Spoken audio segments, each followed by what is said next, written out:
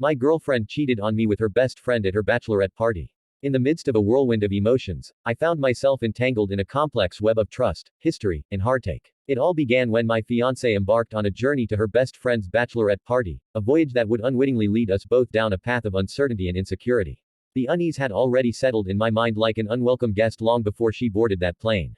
You see, this best friend of hers had been more than just a confidant in their shared history. Back in the days of high school, when youthful curiosity was the compass guiding them through the labyrinth of self-discovery, they had shared an intimate relationship. While I had endeavored to cast aside my concerns, harboring a steadfast belief that she wouldn't repeat the transgressions that had wounded me deeply in the past, the echoes of past betrayal still lingered in the recesses of my mind. In the initial hours of her sojourn, communication between us had been sporadic, limited to the brief moment when she first touched down at her destination. I took solace in her well-deserved respite from the pressures of work, hoping that this excursion would serve as a much-needed balm for her recent struggles. However, as the clock struck 11 in my time zone, and 10 in hers, a call shattered the tranquil silence of my evening. In a somewhat inebriated stupor, I struggled to comprehend her unexpected request. With my judgment clouded, I unwittingly acquiesced to a proposal that would prove to be the first domino in a series of events. She wanted to engage in an intimate encounter with her best friend, an act that left me speechless in my disoriented state. In my daze, I failed to realize that she had not inquired about my day or the well-being of our two beloved kittens. Her eagerness was palpable, and before I could fully grasp the gravity of the situation, the call abruptly ended. In my frantic state, not even a minute later, I dialed her number once more, my heart racing with apprehension. Our conversation was laden with a mix of desperation and disbelief as I implored her to reconsider. Did you, at the very least, seek the approval of Sean, her soon-to-be husband? I queried, my voice tinged with the pain of past betrayal. Her response struck me like a dagger. No, she replied, Sean doesn't need to know. What he doesn't know won't hurt him. I could hear the pain in your voice, and I would never intentionally hurt you, she reassured me. Although I appreciated her gesture of seeking my permission, I couldn't help but feel an overwhelming sense of betrayal. I pointed out the irony in her not approaching Sean, fully aware that he would not condone their actions.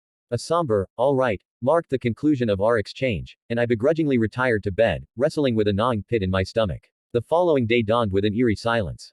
Her communication was sparse, limited to a cursory, good morning, that barely scratched the surface of our usual conversations. It wasn't until evening that she called, her voice trembling with the weight of a hidden truth. She attempted to assure me that I had nothing to fear, that my worries were baseless. Yet, deep down, I sensed a deception, but I chose to bury my doubts, desperately clinging to the belief that she could never inflict such pain upon me.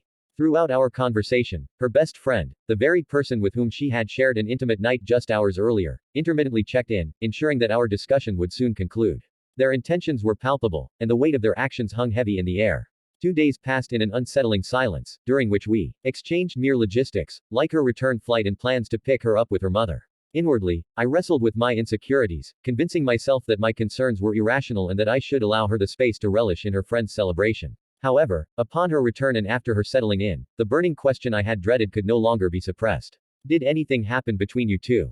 I inquired, my voice quivering with a mixture of fear and resignation. She vehemently denied any wrongdoing, questioning how I could harbor such doubts after her solemn promises. In a desperate attempt to put my doubts to rest, I requested to see her phone, explaining that if she had nothing to hide, there would be no harm in it. With a reluctant handoff, I began to sift through the digital traces of her time away. Within mere minutes, I unearthed the damning evidence, a trove of pictures and videos that unequivocally confirmed my deepest fears. The images, tucked away in the deleted folder of her iPhone, left no room for ambiguity. They were a stark testament to the infidelity that had transpired over all 4 nights of her absence. I confronted her with the incriminating discoveries, seeking clarity amidst the chaos. Her response, delivered with a cold and unflinching demeanor, was that it had been a one-night occurrence. Yet, the timestamps on those damning files painted a far different picture, one that shattered the fragile facade of trust that had remained between us. Lies upon lies followed as she desperately attempted to maintain a semblance of innocence. This tumultuous episode unfolded just a week ago, and in its wake, we find ourselves grappling with a tempestuous mix of emotions. Love still resides within me, despite the turmoil, but the cornerstone of our relationship, trust, lies shattered. The haunting question lingers in the depths of my consciousness: does her remorse stem from the act of infidelity itself or merely from the fact that she was caught? My heart remains in turmoil, wavering between these two painful possibilities.